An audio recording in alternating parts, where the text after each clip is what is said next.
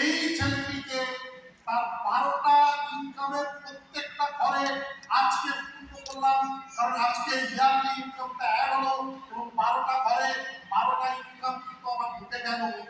এবং যেটা দেখলেন এটা আমি নিজেই বিশ্বাস করি না। আমি কি করব? এখানে আমার কতগুলো তথ্য আছে, তারা আমার বউকে খবরটা দিয়ে দেবে। আমিও মানে একটা ব্যাপার আমি নিশ্চিত, বহু বিষয়, কারণ এতদিন সব হয় না ওই জায়গা থেকে বেঁচে যাওয়ার চান্স। তো ফ্রেন্ডস, আজকের এই মিনিটে আপনাদেরকে শুধু দু একটা পয়েন্ট বলে দিই যে যদি সত্যি এখান থেকে কিছু করতে চান, তাহলে আমি যে মিস্টেকটা করেছিলাম, মিস্টার দে এবং মিস্টার শেখ জোর করে একটা সম্পর্ক দিতে দিলেন, জোর করে নিয়ে গিয়ে ডকুমেন্ট নিয়ে নিজেরাই আমার জয়েন্টটা দিয়ে দিয়েছিল।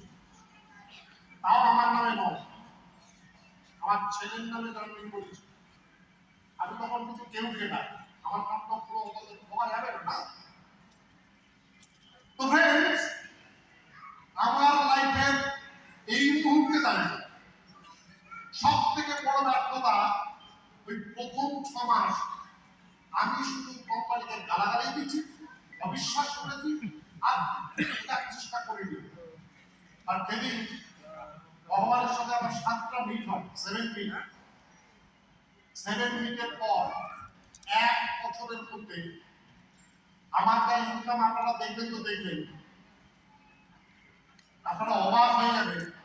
এরকম কেরিয়ার আমি দায়িত্ব নিয়ে আপনাদের বলছি, 1 বছরের কেরিয়ারে একটা বয়সের পর আমাদের তো ভ্যালু নেই। আমরা কাজ করি কিসের জন্য স্যার? আমার সন্তানের জন্য। আর রাত্রেবেলা যদি ঈশ্বর আমাকে তুলে দেয়, I am the happiest father, I am the happiest husband, because আমি যেটা ছেড়ে গেলাম, সে 10 বছর লাগুক আর 15 বছর লাগুক, আমি অলরেডি এখান থেকে 8 কোটি সম্পত্তি তৈরি করে দেখাতে পারবেন। একটা কোম্পানি দেখাতে পারবেন 1 বছর কাজ করে 15 লাখ টাকা ক্যাশ ইনকাম করার পর 8 কোটি সম্পত্তি তৈরি করা যায়, এবং যেটা প্রতিদিন ঢোকে।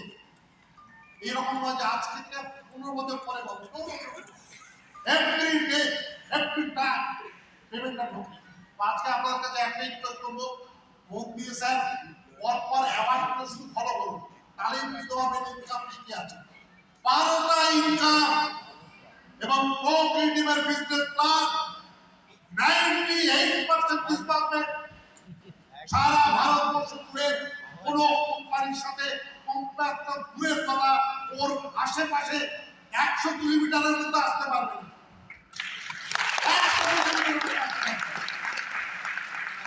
একটাই পদ্ধতি, আমি আমার বক্তব্য এন্ড করবো। মাই ডিয়ার ফ্রেন্ডস, এটা আমার অতীতেই এই প্রফেশনটা আমার কাছে ছিল, যেটা আমাকে নেটওয়ার্ক করতে ভীষণভাবে অনুপ্রাণিত করেছিল। ভারত সরকারের যোজনা কমিশন 2015-তে একটি রিপোর্ট পেশ করেছিল, তাতে দেখিয়েছিলেন যে 1920 সালে 7-8টা ছেলে মেয়ে, একটা বউ, তার সংসার চালাতে খরচ হতো সারা মাসে 1 টাকা।